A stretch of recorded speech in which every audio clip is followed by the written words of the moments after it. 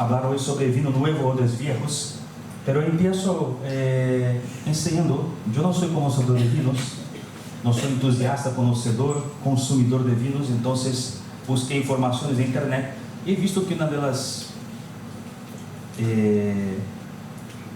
principales bodegas del mundo, de mejores vinos, mejores valorados, es esta que está en Argentina, la bodega Catena Zapata, en Mendoza, Argentina. De acuerdo con los especialistas, produce actualmente los mejores vinos del mundo. Hoy, sin embargo, quiero hablar de otro vino, que en mi opinión es el mejor vino del mundo, y ahí sí vuelvo al texto de Marcos 2:22, que dice, vamos a leer todos juntos, pueden leer conmigo, ni echa vino nuevo en recipientes de cuero viejo, de hacerlo así el vino hará reventar el cuero y se arruinará tanto el vino como los recipientes. Más bien el vino nuevo se echa en recipientes de cuero nuevo. Tema de la predicación de hoy, vino nuevo. Padre, en esta mañana oramos una vez más, Señor, pedimos que tu Santo Espíritu pueda actuar con total libertad en nuestro medio, porque necesitamos entender tu palabra, necesitamos practicarla, necesitamos amarla. Queremos que tu Santo Espíritu pueda, Señor, pasear en medio nuestro, Señor, y hablar con nosotros, hablar especialmente, primeramente, en mi propio corazón, el corazón de cada uno aquí, Señor. Es lo que te pedimos, en el nombre de Jesús. Amén.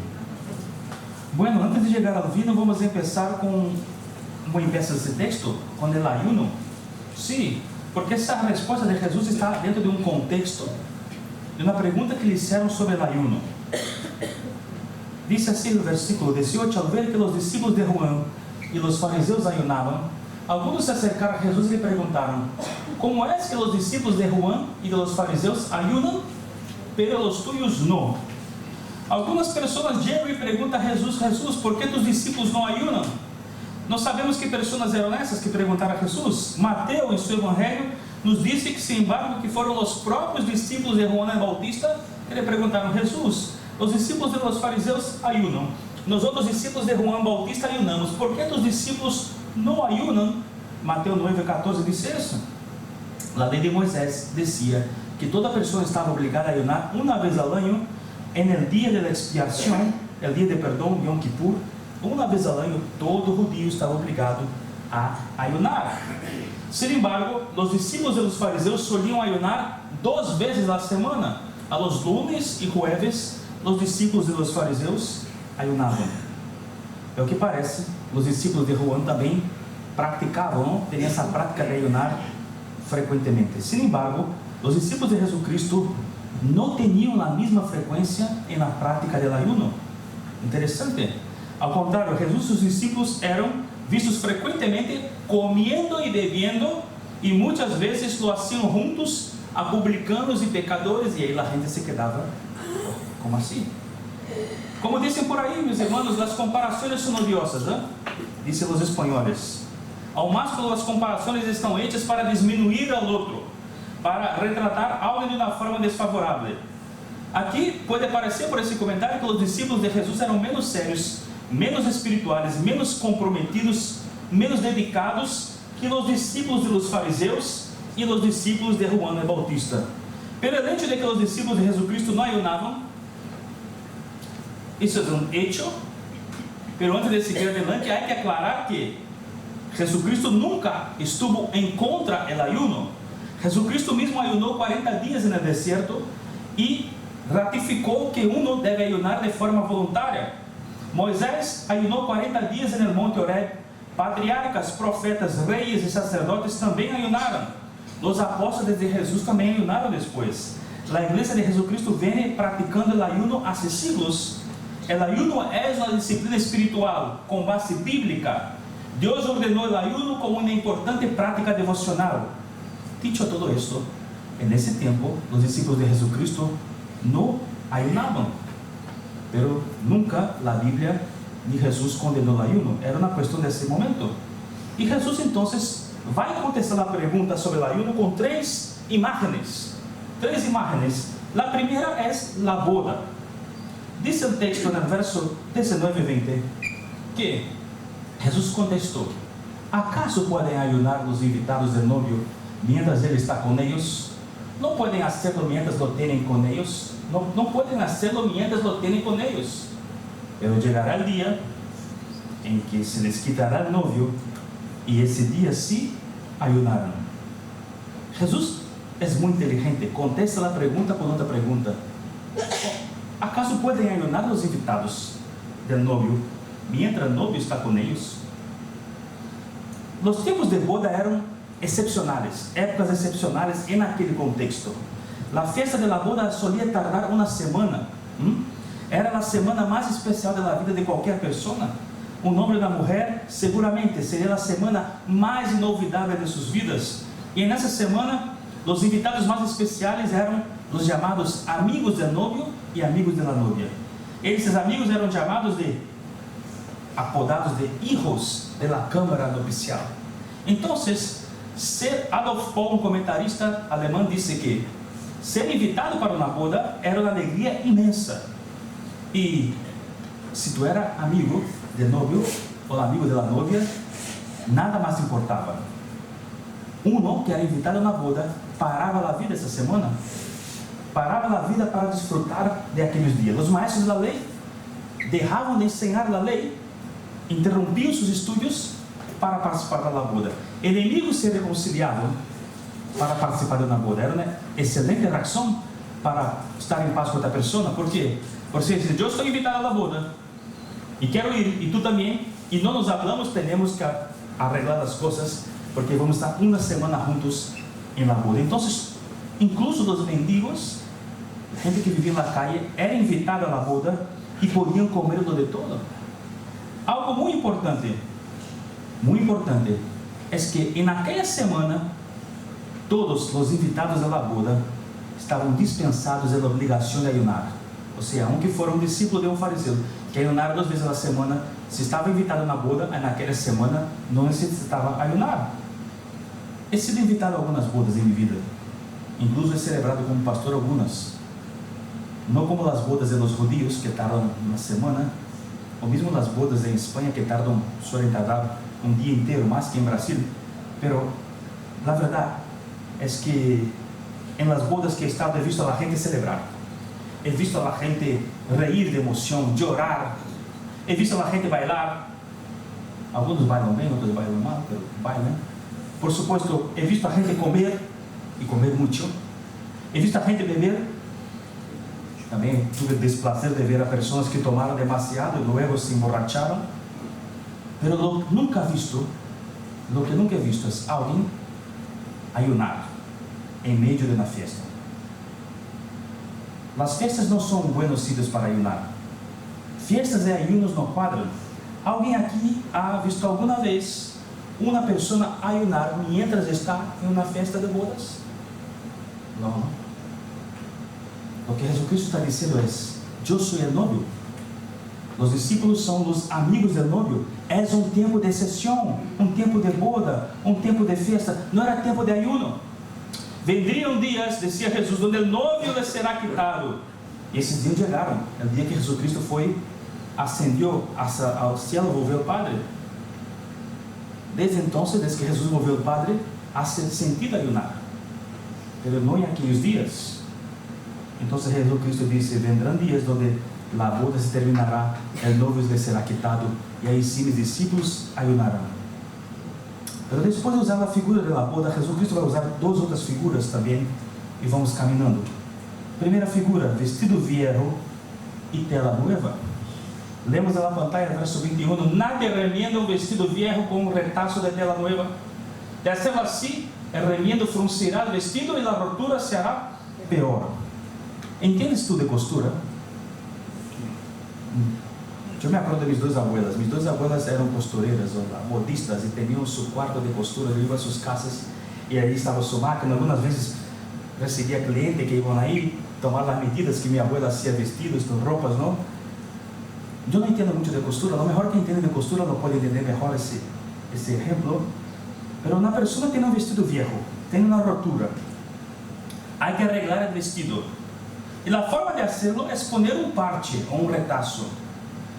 pero el parche no puede ser de tela nueva, porque la tela nueva al mojarse se encorre y el parche ese termina por desgarrarse del vestido viejo, y cuando eso pasa, al final se produce una rotura aún peor que antes. Entonces Jesús usa ese ejemplo. No, el retazo de tela nueva en un vestido viejo no cuadra, no sale bien. Es una mezcla que no funciona. Al final está peor después el vestido. En la hora que el parche de tela nueva se suelta, el vestido está peor que antes.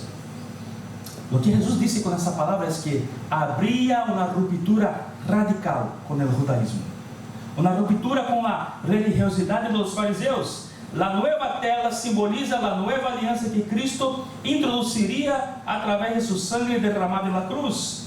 No sería más la vieja alianza del Antiguo Testamento.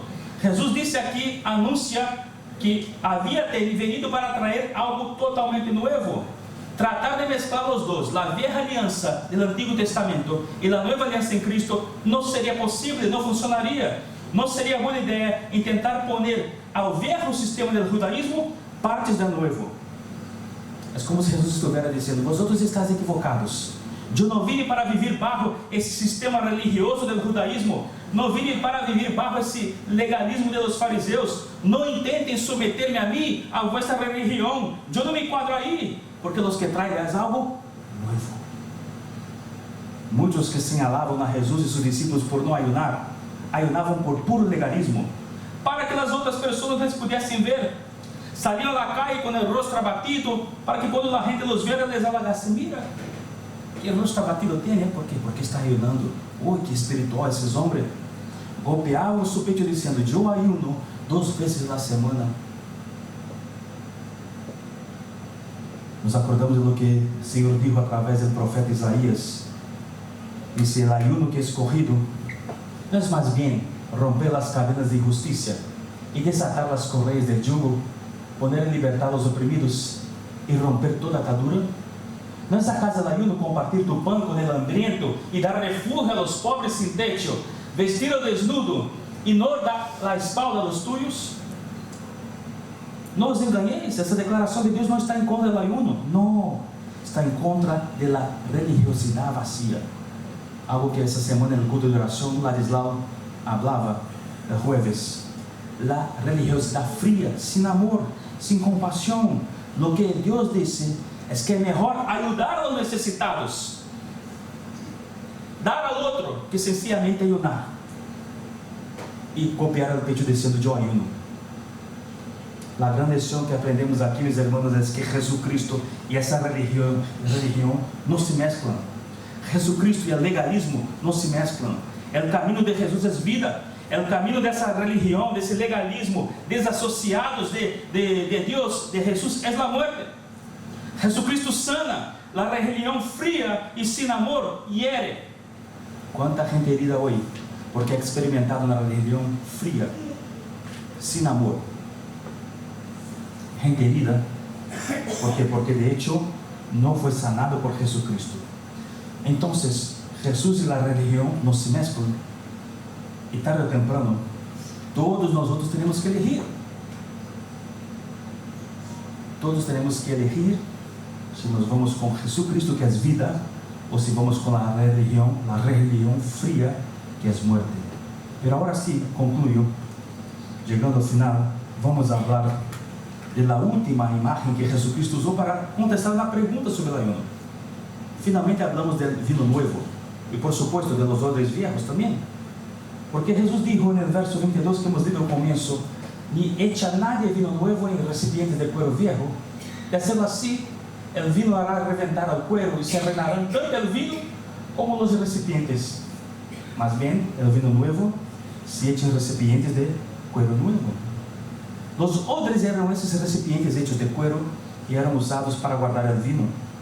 Lo que pasa, mis hermanos, es que cuando el vino es nuevo, el vino todavía está en fermentación, y en ese proceso de fermentación el vino va liberando gases. Y si el odre es viejo, si el cuero está resecado, si el cuero tiene poca elasticidad, cuando tú echas un vino nuevo, ahí el vino empieza a liberar gases. y si ese cuero no se dilata, el vino ejerce tanta presión en los gases que el vino libera, ejerce tanta presión que el cuero resequido, el cuero viejo, puede romperse. Y si eso pasa, tú has perdido los odres y también el vino, lo perdió todo. Entonces Jesucristo dice: nadie echa vino nuevo en fermentación en un odre de cuero viejo. ¿Por qué? Porque no va a aguantar la presión. Es un contrasenso echar vino nuevo en recipientes de cuero viejo. Lo correcto es echar el vino nuevo en el recipiente de cuero nuevo. Lo que Jesucristo quiere pasar aquí con ese mensaje es lo mismo que el anterior. El vestido viejo y el parche de la nueva es la misma imagen, ¿no? La religiosidad de los judíos eran odres viejos. El legalismo de los judíos eran odres viejos, resecados. El fariseísmo eran odres viejos y desgastados. Sin embargo, Jesucristo, el evangelio de Cristo era vino nuevo. El ejemplo de Cristo era vino nuevo. La vida de Cristo era vino nuevo. Lo que Jesucristo traía era vino nuevo y no podía ser contenido en odres viejos. Mejor ni intentar contener lo nuevo de Jesús dentro de ese legalismo, dessas reglas, dentro dessa cosmovisão, ou seja, dessa sua maneira de ver o mundo. Não lo intentes. Aprendemos que o que Jesus trae a nossa vida é vinho novo, constantemente novo. E muitas vezes não entendemos que nossos odres estão viejos, estão ressecados, estão desgastados por el tempo. Pastor, que seriam os odres viejos? Como podemos entendê-lo em nossas vidas? Bueno, voy a dar algunas aplicaciones.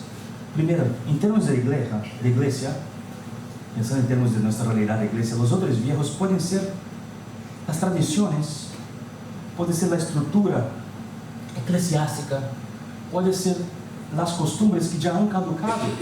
Estoy hablando de odres viejos. Y hay que dejar algo muy claro aquí. Hay que diferenciar costumbres y doctrinas. Tenemos nuestras doctrinas bíblicas, son negociables. De ellas no nos moveremos ni un milímetro, por más que el mundo nos presione, que haya modas en la sociedad, no nos moveremos. Lo que creemos está en la Biblia. Podemos encontrar nuestras creencias de una forma sistematizada en nuestra confesión de fe de la Unión Bautista de España y también en los princípios bautistas. Cualquier hermano que tenga nuestro estatuto está ahí, estatuto que hemos votado este año, artículo 6, artículo número 6, la base de fe, es lo que creemos. Y que no tenha el estatuto, aún podemos disponibilizar para que pueda leer. Es eso lo que creemos. De ahí no nos moveremos. Pero doctrinas bíblicas son una cosa, costumbres son otras. Las doctrinas no cambian, cambian sí las costumbres. Y necesitamos del discernimiento del Espíritu para entender esos cambios. Voy a dejar algunos ejemplos que yo viví y que yo supe para ilustrar. No son ejemplos de Carlet, a lo mejor no son ejemplos de España, pero para que la gente pueda entender. En Brasil, en mi iglesia de Brasil, una iglesia también es más joven que esa, porque es del siglo XX, de 1903, algunos años más jóvenes que esa. Bueno, yo cuando era niño, me contaron la historia de una mujer que una vez la excluyeron de la iglesia por andar de bici. El motivo es porque le vieron andando de bici. La mujer, eso en los años 50, 60, era excluida de la iglesia porque no daba buena imagen. Esa es costumbre, mis hermanos. Hoy nos da la risa. Hoy si vemos alguna mujer caminando o pedaleando, decimos, muy bien, hace bien para la salud, ¿no? Ejercicio. Las hermanas caminando ahí, las hermanas que caminan como Elisa, caminando ahí, cuidando de la salud. Pero en aquel tiempo una persona fue excluida de la iglesia por eso. Costumbres. E na história essa, realidade ou mito, que os diáconos vigilavam a cola do cine? Não, isso escutado em Brasil, não? Não sei se aqui também. Os diáconos da igreja vigilavam a cola do cine para ver se havia algum irmão da igreja aí, algum jovem adolescente indo ao cine, porque ir ao cine tampouco estava bem visto, era motivo de repreensão. Passou.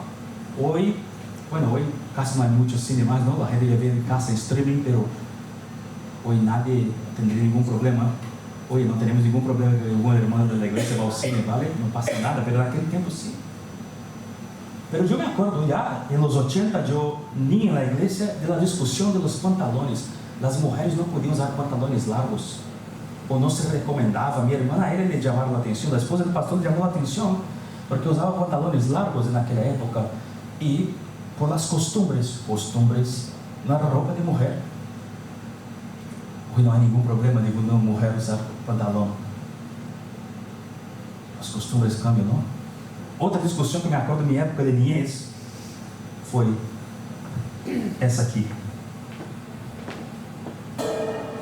La batería. ¿Introducimos o no la batería en la iglesia?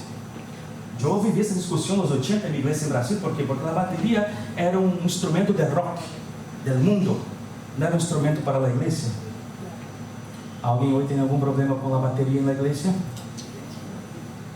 Yo creo que no. Pero fíjate, lo que me dijeron es que antes de la batería hubo un problema con el piano. El piano. ¿Por qué? Porque el piano durante muchos años era un instrumento musical del pecado. Era tocado en cabarés. No podía entrar en la iglesia, era del mundo. De la iglesia era el órgano. Essas coisas cambiaram. São costumbres, entende? Não são doutrinas, são costumbres. Há que saber diferenciar.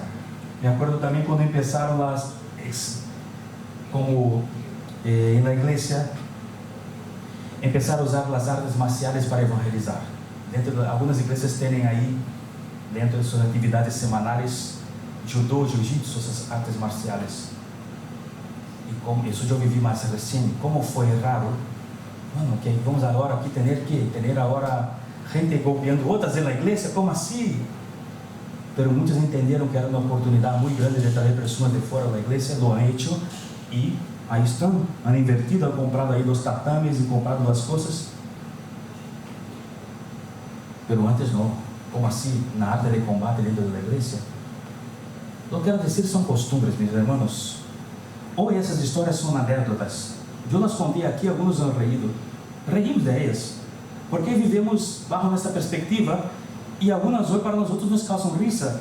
Pero me deixa incômodo, meus irmãos, pensar em homens e mulheres que gastaram tempo e energia de suas vidas defendendo costumbres condenadas a desaparecer.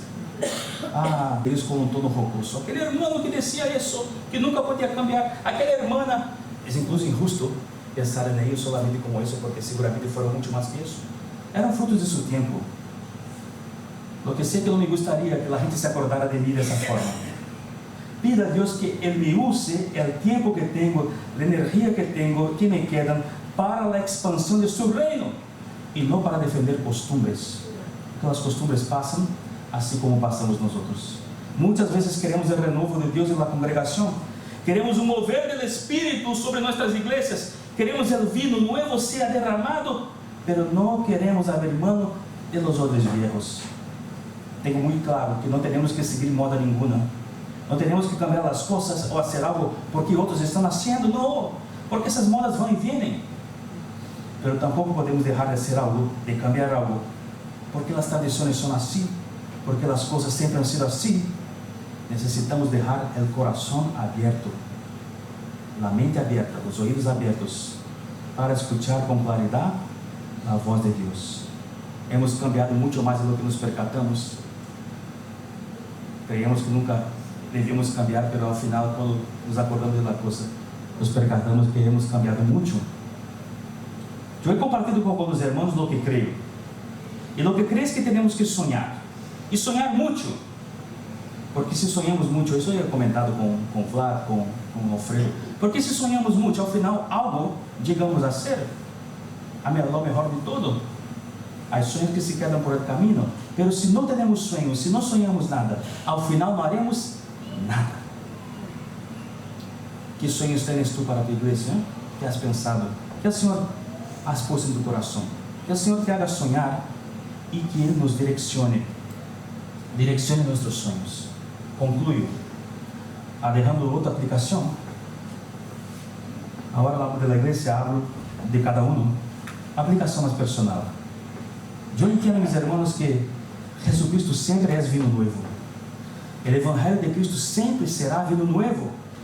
A pergunta que nos toca nessa manhã é se nosso coração, se tu coração hoje é um odre viejo ou um odre novo.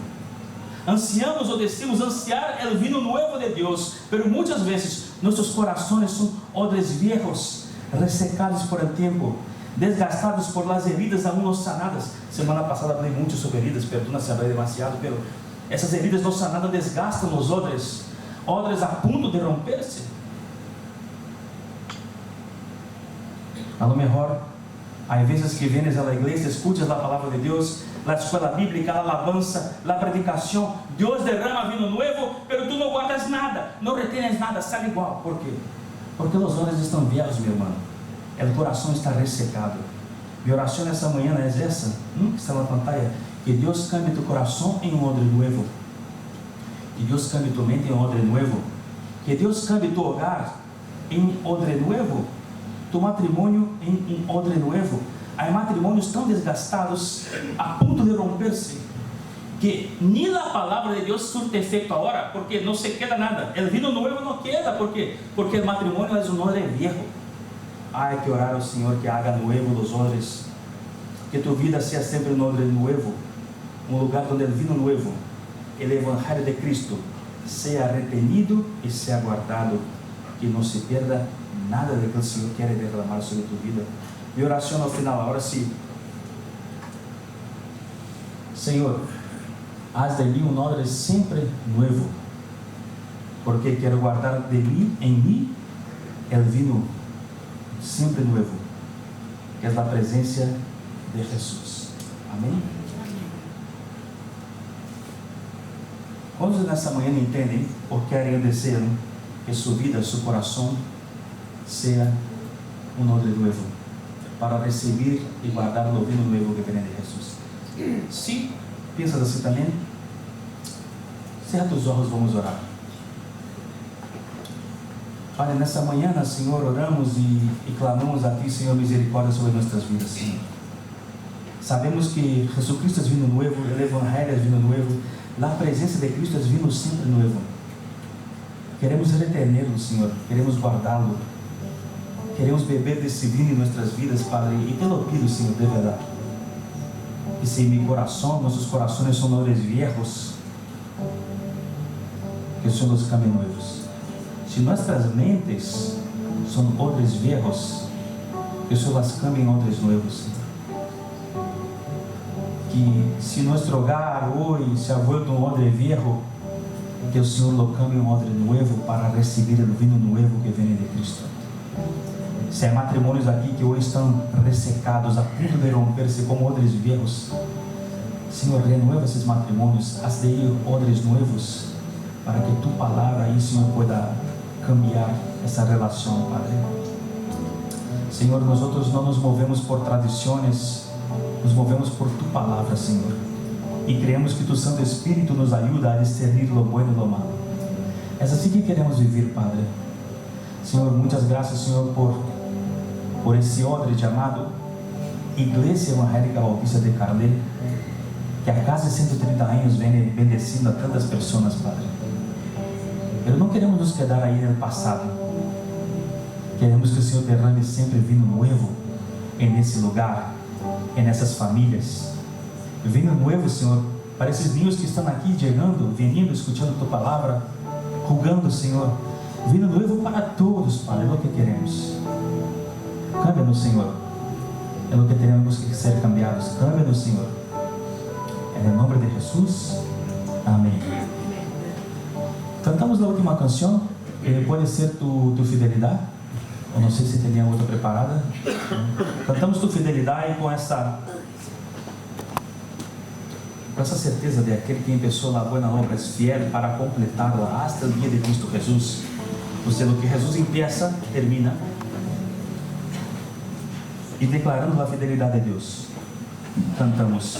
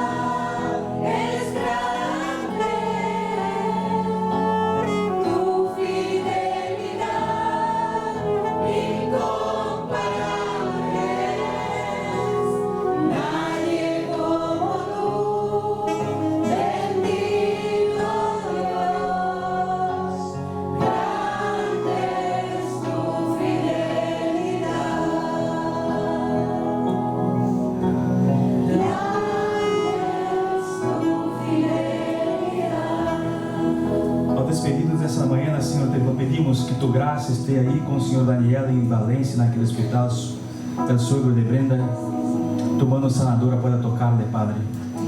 Também oro por el consolo do Espírito Santo para José, para Vero, para toda a família. E também pido, Senhor, de uma forma muito especial, que o Senhor pueda estar consolando aí também a Oscar, Paola, Juan José, Maria José, por la perda de su niño, Senhor. E lo demás pido, Senhor, que o Senhor pueda bendecir-nos e llevar-nos em cada dia bajo tu direção, Padre. E que a graça de nosso Senhor Jesucristo, o amor de Deus, o eterno Padre, que a comunhão e as consolações do Espírito Santo de Deus seja com todo o povo de Deus aqui reunido e com todo o povo de Deus esparcido sobre a face da terra, hoje e por todo sempre. Amém. Senhor bendiga.